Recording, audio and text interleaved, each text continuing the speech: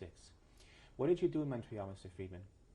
In Montreal, when I arrived, I went to work night shift in a factory. Poorly paid, but that was available, and that I took the night shift because it gave me a chance during the day to look for something better. What did you do? It was a felt factory, but I had to take old schmattes and to put in a machine what was tearing them apart. That's all. But got 65 cents an hour. What's the difference? But it was enough to make a living with 2 children. The fact that I got a job immediately and I wanted to work, that I didn't get paid, that means they didn't give me money from the highest. Usually the highest gave all the people who didn't have the work, but I didn't want it to take from them. But I rented an apartment, they sent me furniture, that they gave me old furniture. What else did you work at? Them out.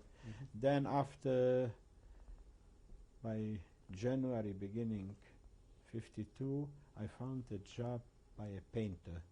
Not as a painter, to say to paint, to going out of the job to paint, but as inside warehouse worker.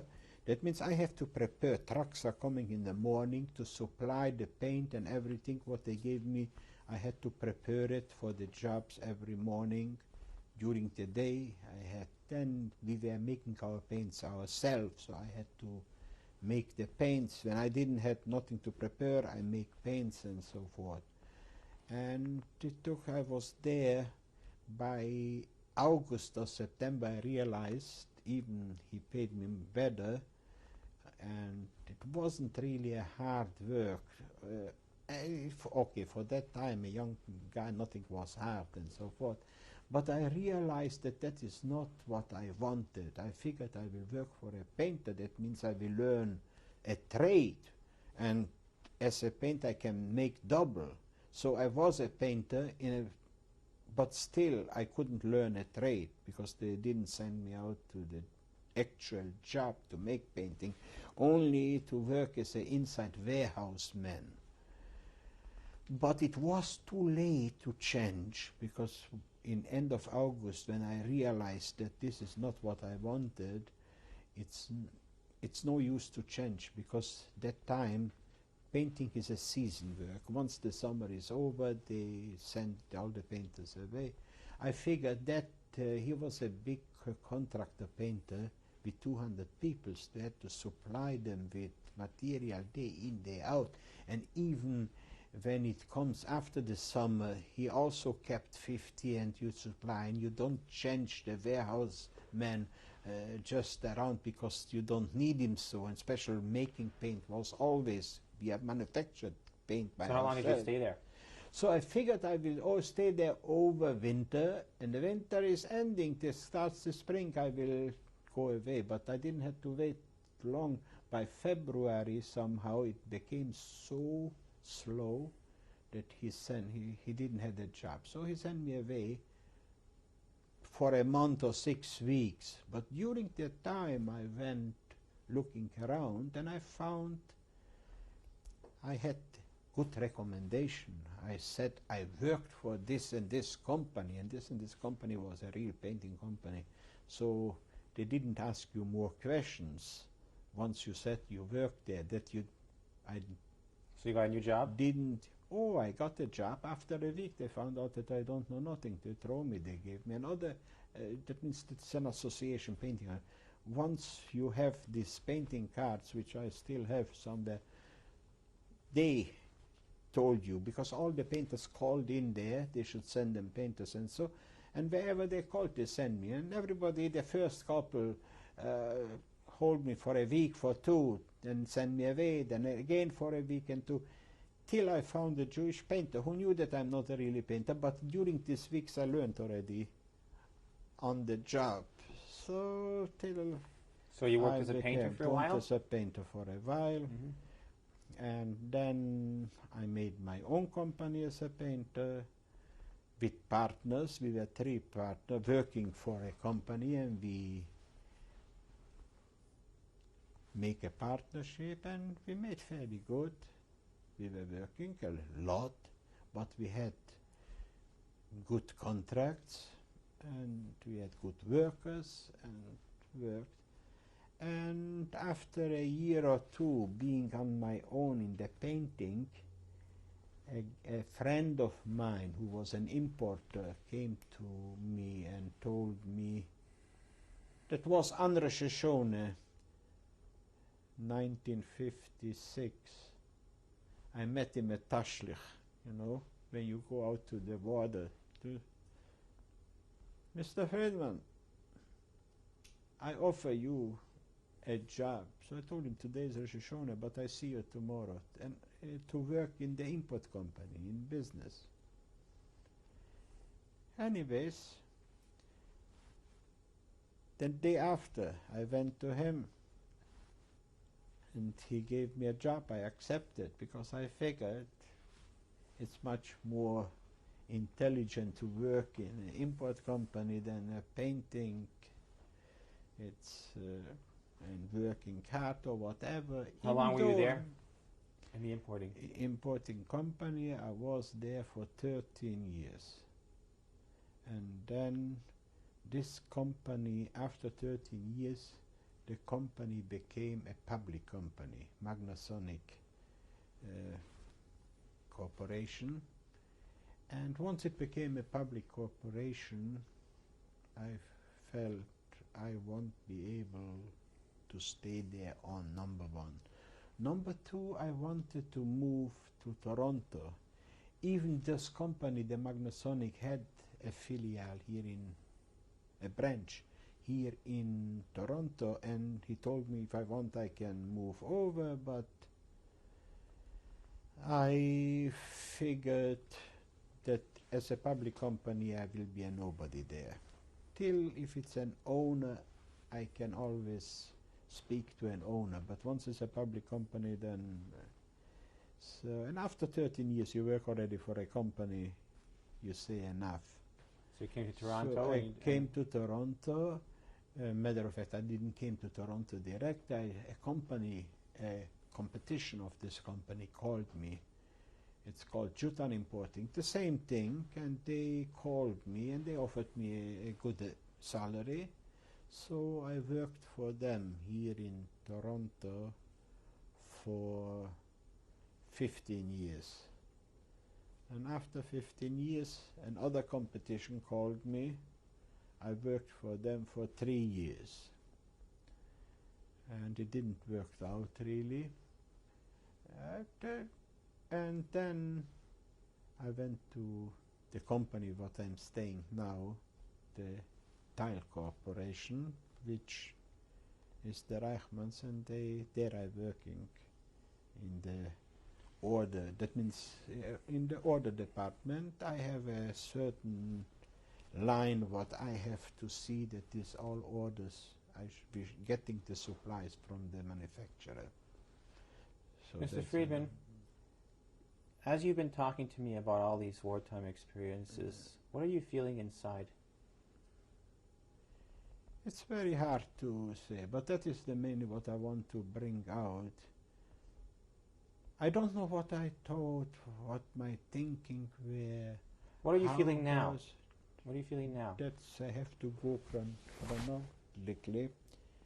In 1956, working by this company, this import company, we had a French lady there, working for Jews. The boss was a Jew, me, the manager was a Jew, all the rest.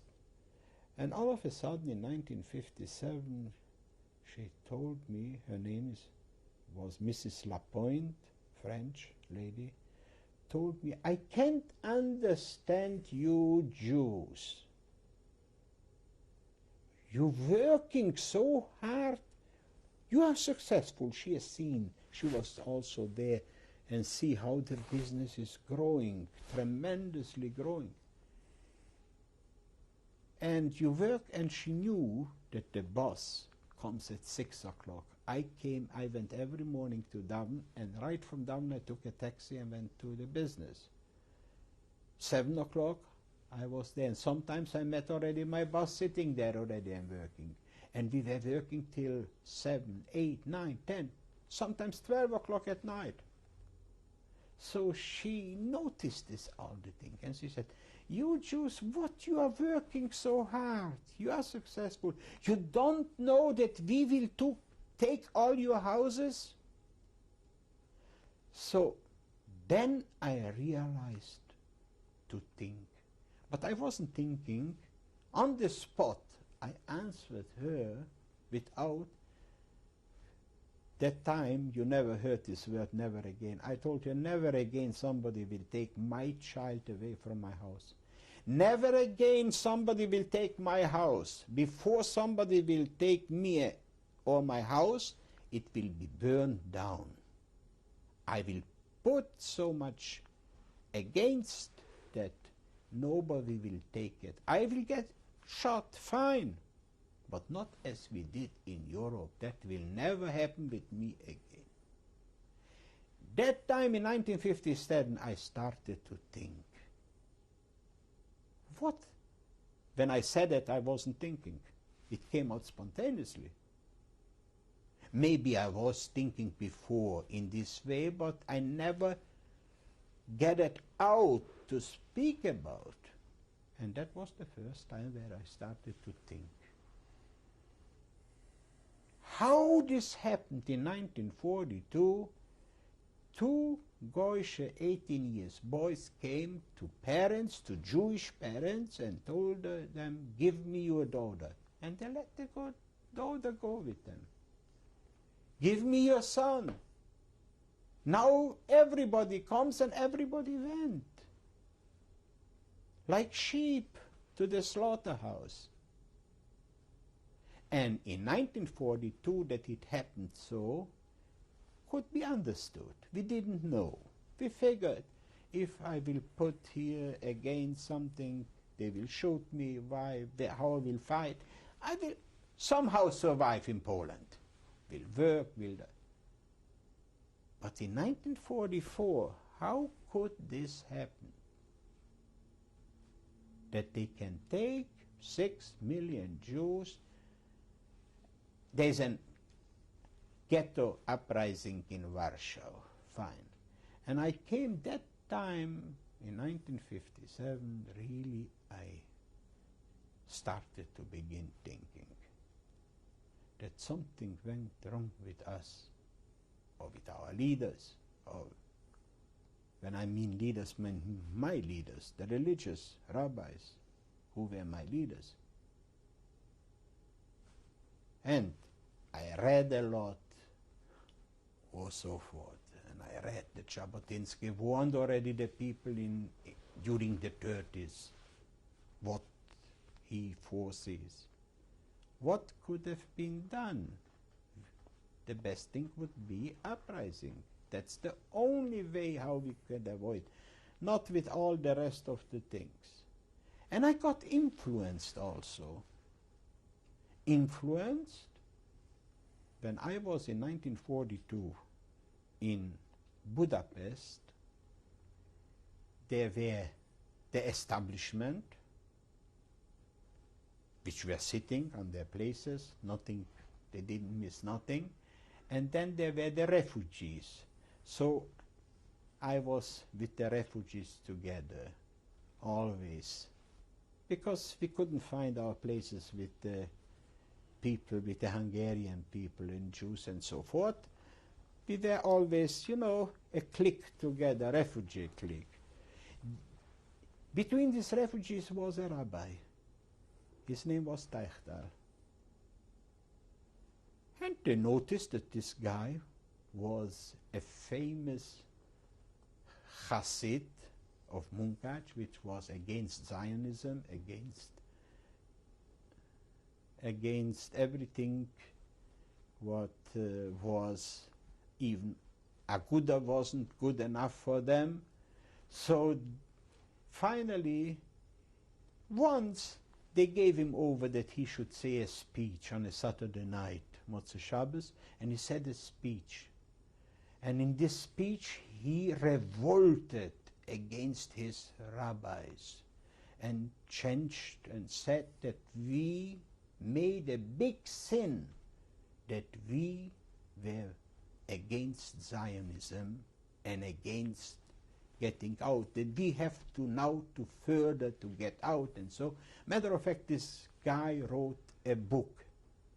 His book is named Em Habanim Semicha, where the whole book is based what we did mistakes and what we should have done. So we should have fought a lot more. He and didn't talk about fight. He didn't fight to Israel. That time we should have gotten more to Israel. Is that what you are saying? And I got influenced through him because I was before also in the Aguda, which Aguda wasn't so against, but still against Zionism. Would this be the message you would want to say to your children, your grandchildren? And definitely, and not only this, now comes the second one. A second rabbi was also, who was already deported in 1941. He was deported to Ukraine with 10 children, and the 11th child was born in Ukraine, and he lost them all. But they brought him over to Hungary back, and he said in a speech what he gave on a Sunday afternoon, and I remember when he said the speech, he put 4 points program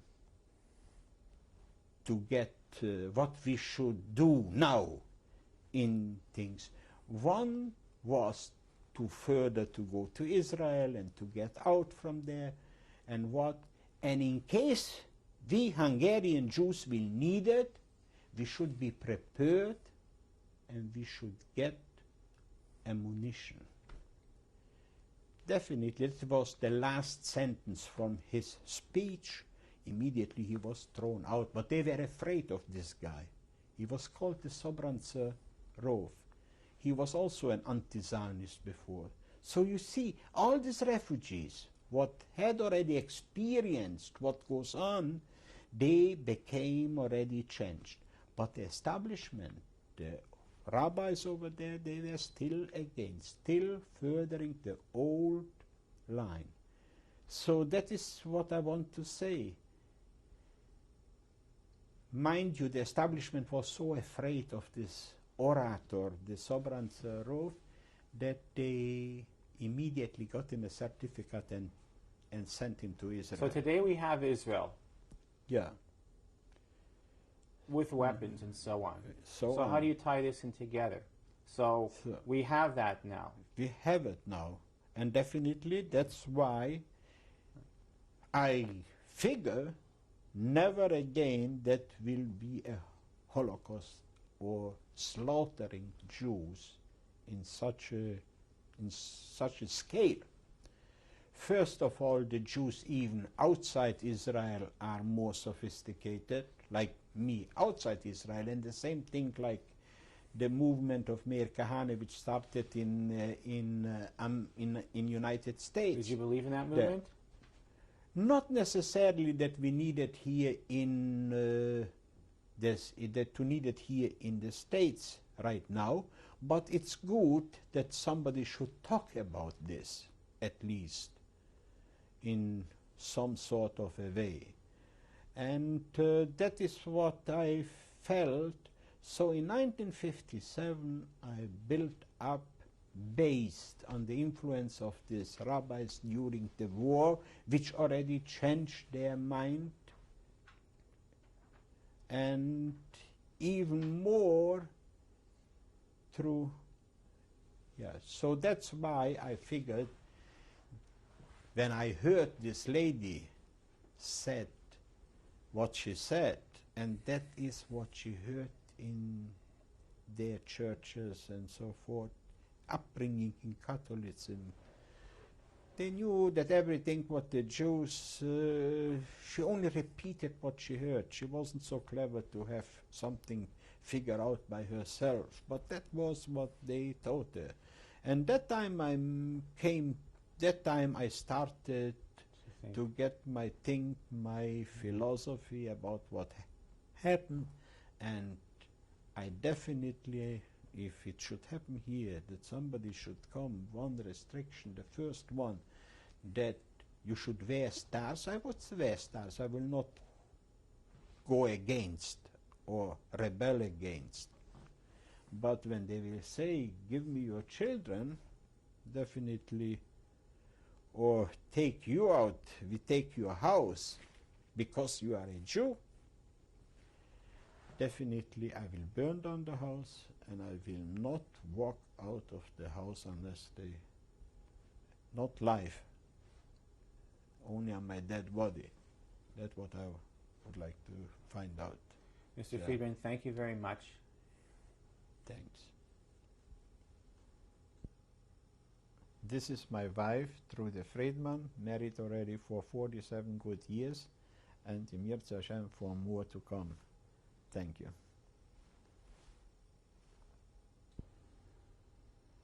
In the middle is my grandfather, Reb Shai Friedman. On the right side is my father's sister, youngest sister, Rosie, and on the left side is my father's oldest sister, Sophie Klein. Who was a child? And the child, the boy, must be some of my cousin, but I don't recognize him. What year was this taken? That must have been taken in the early 30s in somewhere in Marienbad.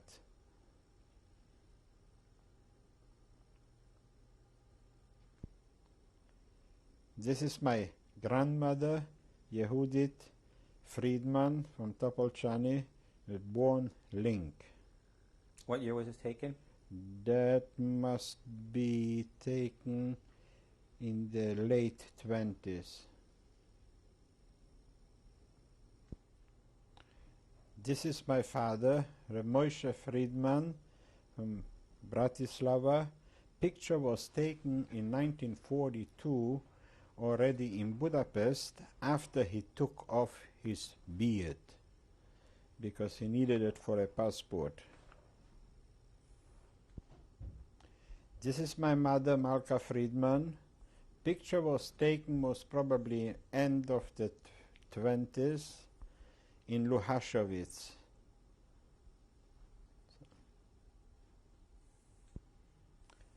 This is my brother, Nissen Friedman.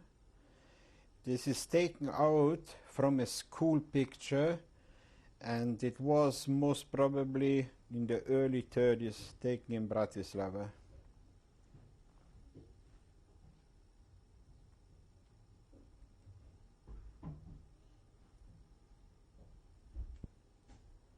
This is my younger brother, Pinchas Friedman. This picture was taken in 1944, already when we lived as Aryan, disguised, and for his pictures. This is our picture from our wedding, sitting, me and my wife, and behind is my wife's brother, Mr. Donat, and my wife's sister, Mrs. Bolak.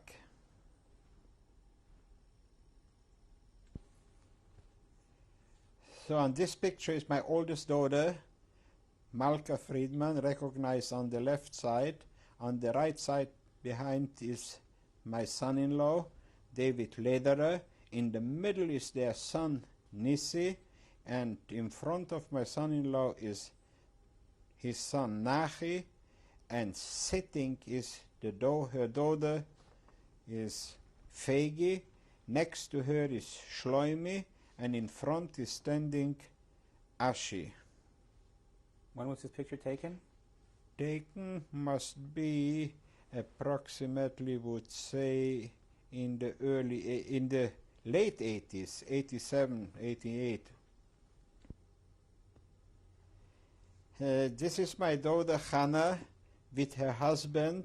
Sitting next to her is Rabbi David Heinemann, living in New Jersey, Lakewood, and their children, Baruch Gedalia, Pinchas, Joseph, Rochel. Which ones are you starting at? Did you start on the left? You started on the left?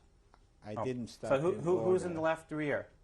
Standing in the left rear. Which one is that? in the left rear is their daughter,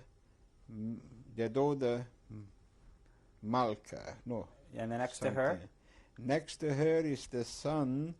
They're looking so alike that I don't know which is which, but this must be Joseph. Next is Baruch Gedalia. The next is somewhere around, must be Joseph, and then is Pinchas, or somewhere around. And who's the girl on the right? the girl on the right is Rochel. And now the boy on in the front left? In the front left, the boy is Moshe, and the boy in the right is Avrom, and Sarah is sitting on my daughter's lap.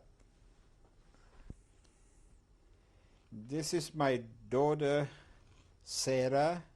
Next to her is Leah Hindel, and on the right side it's Nechama Rose. Standing the boy is Avrom Hashi, and the girl sitting in her lap, that is Yocheved Malka. That must be in 1993. Are there any other children that are in that picture of hers? There are more. One son, Jacob Yeshaya, and one little son who was born after the picture was taken, Yosef Shaul. That's my youngest daughter, Rochel, with her husband, Moshe Blum, and now with their children.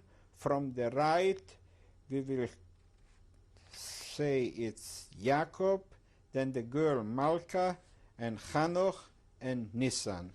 They have one more, Abraham Hashi, born already in 1996. When was this taken? This must have been taken in 1994. Next to me is my wife, Mrs. Friedman. Next to my wife is my daughter, Esther. And next to my daughter is my son-in-law, is Mr. Simcha Dick. On my daughter's lap is Miriam Dick. Simcha, your turn. That's my little baby, obviously my little one. Behind me is my eldest, Yocheved. Next to her is my middle son, Meir. Next to Meir is my eldest son, actually, Ari. Next to Ari is my middle girl, Rachel Dick. And next to Rachel Dick is my son, Avraham Hashi Dick. And that's the whole family, Dick.